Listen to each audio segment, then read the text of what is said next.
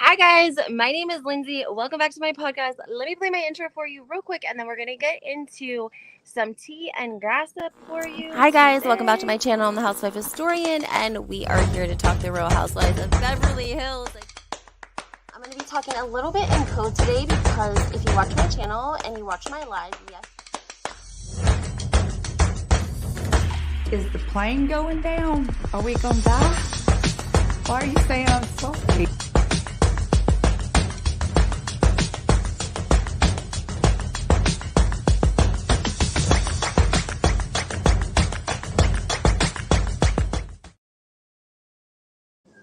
Good morning, guys. My name is Lindsay. I'm the Housewife Historian. If you are new to this channel, we cover everything housewives, and you should definitely hit that subscribe button, turn those notifications on. It's super important. I bring all of my tea to my YouTube page first. I funnel it through here first before taking it to Instagram and TikTok and all those other platforms. So it's kind of a privilege. If you follow my YouTube channel, put your notifications on. That way you get updates and you can stay up to speed with everything that's going on in the Real Housewives world. Today we're going to be talking, I did a live about this yesterday because I couldn't hold it in anymore, but I wanted to do a little bit of a shorter, more organized video that is just on the information that we discussed about a certain podcaster and attorney that was approached by a Real Housewife of New Jersey over the weekend in the Hamptons. Again, I did a live on this yesterday, but some people don't like to rewatch lives. I'm actually one of those people, so I'm not even mad about it. I'm going to give you guys something that's a little bit more shorter, sweet, to the point, and doesn't include any other commentary. Also, let me shout out my audio. Thank you, guys. Love them. They're the best. I swear to God, I love to film outside. I love to be outside. If you follow my channel, you know that. But it's like I get out here and all of a sudden my neighbors are cutting down trees. And then my other neighbors are, I don't know what they're doing. So this audio works amazing. It comes with two of these little microphones and it has an iPhone attachment. If you do any sort of blogging, recording, even iPhone, then you understand the struggle between audio and iPhone. Okay, guys, let's get into this. So first of all, we have an attorney. Let me give you a little bit of a backstory. David Yontef runs from Behind the Velvet Rope, okay? David is a attorney. He is a podcaster. He is a smart and well-connected man and well-respected in the Real Housewives blogger community, okay? Every week he does a breakdown with Kim D, who, if you don't know, she was on the Real Housewives of New Jersey. She owns the Posh store that was very, very famous for fashion shows. They've done a lot of filming with her. She's been around since day one. Okay. She knew Danielle Staub way, way, way back. She's got connections. She still lives in the area. So if you guys don't listen to that podcast, you should check it out. I mean, is her tea always 150% correct all the time? I mean, can we all be right all the time, right? We can't expect perfection, guys. Regardless, check out his podcast. He's going to be dropping an episode about this very specific topic with much more details.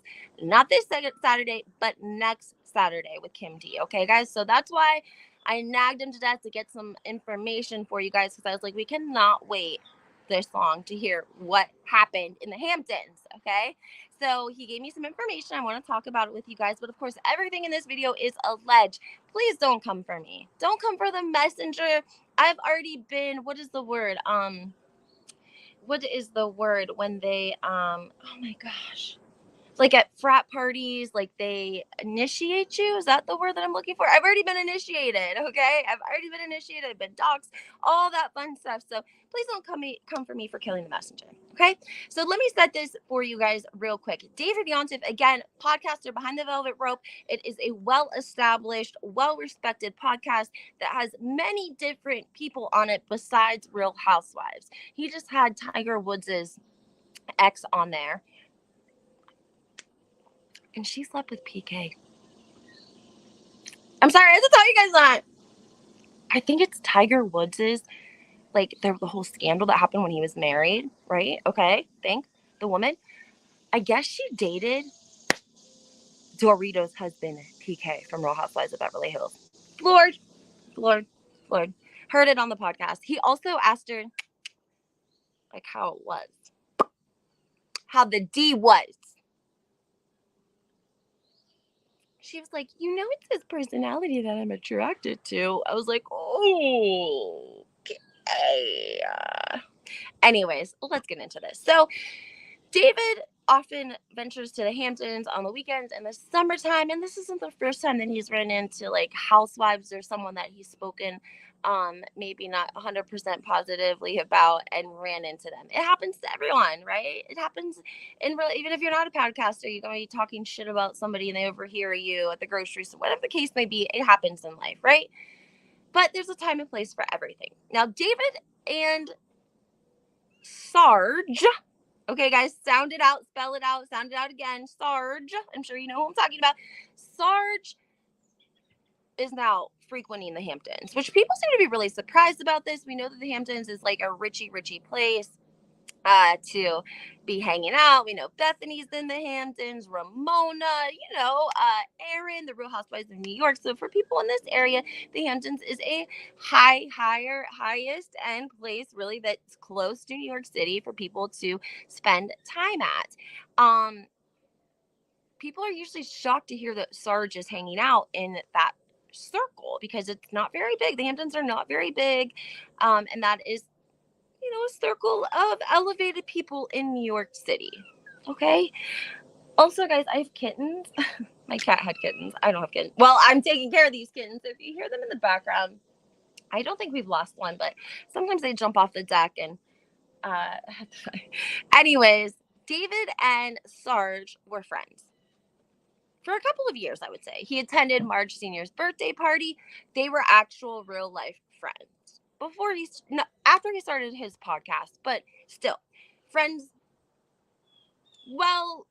developed friends, if you will. So they have a friendship, and then this Real Housewives of New Jersey season sadly was the demise of Sarge and David's friendship. And part of that reason was because of the rumor about MG, Melissa, in the car with the man, doing the whatever they was doing. Now, when this rumor came out, guys, let me give you some more context. Melissa and Sarge share a PR person. His name is Tom. You may have seen him or recognize him if you go back to the BravoCon footage of Jennifer and Joe and Melissa getting into it at the Gansevoort. Do you guys remember that? Do you remember that there was a gentleman that was hanging out in the entourage of Joe and Melissa Gorga and he was screaming at Jennifer? Okay, that is allegedly their PR person whose name starts with a T. Now, when you do press, you bring your PR person, just like he was there. It was BravoCon. Yeah, it was actually BravoCon. I was there on BravoCon Eve. He was there. The fight happened like the next day. It was an actual BravoCon after the events had wrapped, but it was still in the lobby of the Gansevoort. And he was there. He was yelling. Now, when Melissa and Sarge go out to do press, it would make sense that they would bring their PR person. That sounds logical, right? Some people bring their attorneys, some people bring PR, they say like in LA, when you go to parties, it is everyone has their publicist or their manager with them, and they literally introduce them at the parties. Like it's completely natural. So Sarge, Melissa, PR man go out to do press in New York City. David is seeing them run around the city. They're drinking martinis. They're drinking this. They're having fun. But there's an extra person because it's not just the three of them. There's an extra person. And the extra person is the man that allegedly was in the SUV with MG, right? And he is allegedly childhood best friends with the PR gentleman, Sarge and Melissa's PR person. His childhood bestest, dearest friend also runs in their circle. He's also in the entertainment industry. He's also on television. Also friends with Joe and Melissa, it looks like, for several years, right? So he's best friends with the PR person. So now they're all four out and about in New York City doing press, out having a good time, drinks afterwards. Like, guys, picture it. Like, it's during the week. It's not like they're going out and every event is this huge good time. Like, they're going out and doing press. It could be on a generic day of the week. There could be nobody out. I mean, on a Tuesday night, it was hard for us to find a place like open after 11 or 12 o'clock midnight, like to really like sit and have like something to drink and chill and it not be like a club. I don't know. But anyways, David, being from, New York City, now he's living in LA and New York City, he would see them out and about, the four of them. So when all of these rumors came out, he went on his podcast and he said, I believe them. I believe the rumors because of the fact that I've seen them out and about, all four of them. Like, it is a little bit weird because we know that Joe and Melissa don't go anywhere without each other. They've told us that in confessionals. They've told us that plenty of times, that when they got married, they were both very, very, very jealous people. And so they decided, as a way to eliminate that, they wouldn't go places without each other. And that's allegedly why Melissa didn't have a lot of girlfriends and she couldn't attend bachelorette parties and things of that nature, because her and Joe didn't do things separate. So that happens. Now, the reason that Margaret got mad at David allegedly was because of the fact that he said on his podcast that he believed these rumors about MG. Now, why would Sarge be mad about that? Well, Sarge is mad about that because Sarge was the one who told Laura Lee Jensen, then told Teresa and Jennifer, and it was on the show, and everyone knew these rumors anyways, but Sarge still didn't want they didn't want that rumor validated. They didn't want it to be a thing. Like, obviously Sarge is trying to clean up her mess because MG is pissed, right? When she finds out that Laura Lee knew about the whole SUV thing, don't you think Melissa was pissed off at Margaret? Hypothetically? Like, you betrayed my trust?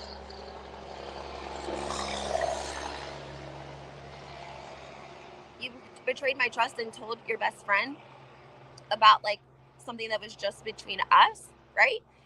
But they can't let us see that because, again, that's going to validate the whole story. So they have to play nice with each other this whole time because they don't want us to see that there's cracks and that Melissa is mad at Sarge for telling Laura Lee about her business. Okay. So that was the demise of David and Sarge's friendship, was simply because he covered this story and he said he believed it. So let me tell you one thing, first of all, before we go any further. That was the demise of their friendship. And that goes to show you the kind of people that Sarge works with. She doesn't work with free thinkers. She doesn't work with people that have their own opinions. She doesn't work with anyone that's going to speak poorly or put her in a negative light. If you do, she cut you off. So what does that tell you guys? Just think about that for a second. And who do they run with? What bloggers and what websites does Sarge run with? Imagine that she would be like that with everyone that she spoke with, any sort of outlet or press, that they had to always show her in a positive light, or else. Now, we know the or else isn't great. Hello? I mean, they have nothing left to do to me. I've been doxxed. I've had my address, my phone. I mean, the works. I've been hacked. The works. Okay, back to the Hamptons over the weekend. So, David and I were messaging. I'm going to put this all together and post it for you guys, but I just wanted to do one more story on it for my subscribers before I took it to the other platforms. And then again, David's going to air this podcast with Kim D next Saturday, not tomorrow, next Saturday. He says, and I quote, "She threatened me during a run-in at the Hamptons. She said she has a file on me and Kim, and beware." I hope he didn't say "and you." "And you beware and speak about her only in positive light, or she will expose the files."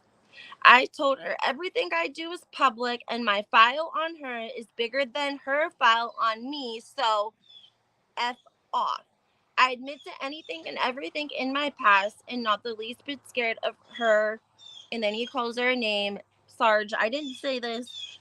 Ugly washed up ass. I didn't say that. I'm just the messenger. I'm quoting it. She told me she has files on Bravo Production also, and everyone is scared of her. I told her, not me, not him D, and F off. And the file, which I could just see David with his fingers, so I'm going to reenact this part. And the file on you is even bigger.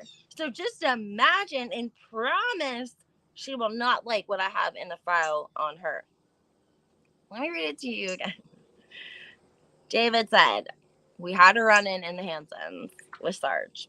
She has a file on me and Kim and said, beware and speak of her only in a positive light. He put Y-O. I hope he didn't say me. Sarge, now, don't you have a file on me? You guys already exposed my file. There ain't nothing left, honey. Shit. She threatened me during a run-in in the Hamptons. She said she has a file on me and Kim D and beware and speak only in a positive light of her or she will expose the files. David said, I told her everything I do is public and my file on her is bigger than her file on me, so F off. I admit to anything and everything in my past, and I'm not the least bit scared of her ugly, I didn't say this, Sarge, her ugly washed up ass. He said, she told me she has files on Bravo Production also, and everyone is scared of her. I told her not me or Kim, so F off. And the file I now have on her is larger than she can imagine, so she can try me, but I promise she will not like what I have in store for her.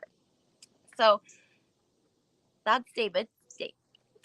I just wanted to let you guys know that's allegedly what happened. That's some of the details that he's sharing with me. He's going to share the rest on his podcast with Kim D in a week from tomorrow. So he is on, he does, some of the videos are uploaded to YouTube. He does a Patreon, and then he also has his podcast, which is available, I think, on all major podcast platforms. So be ready. Go check it out. Go follow him if you haven't done that already. David from Behind the Velvet Rope. It's a pretty popular podcast. Most people, if you follow the Real Housewives, you know who or what I'm talking about. But you guys definitely want to go in there, follow him, at least on YouTube, and put your notifications on so that you can be notified when he posts this episode with Kim D, because I'm really curious to find out what happened, because I don't know. It's just very, very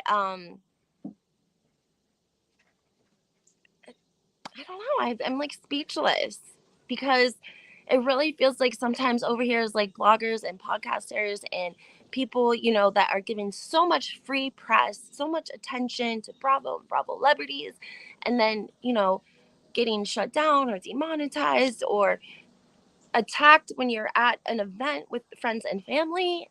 I don't want to say attacked, but approached and in an uncomfortable position. That stuff is uncomfortable for other people, right? I don't know who David was with, but like, you're going to be uncomfortable if you're standing there and Sarge comes up and starts getting loud, if you will, right? So I don't know. It's just a little bit of something we don't typically see in any other franchises. So that's why it definitely intrigues me. And you guys should go check that out and follow. And I can't wait to hear more details. So make sure you guys hit and like my video. It definitely helps make a difference. Get it out there and subscribe to my channel. Turn your notifications on. It's super important. And have a great Friday.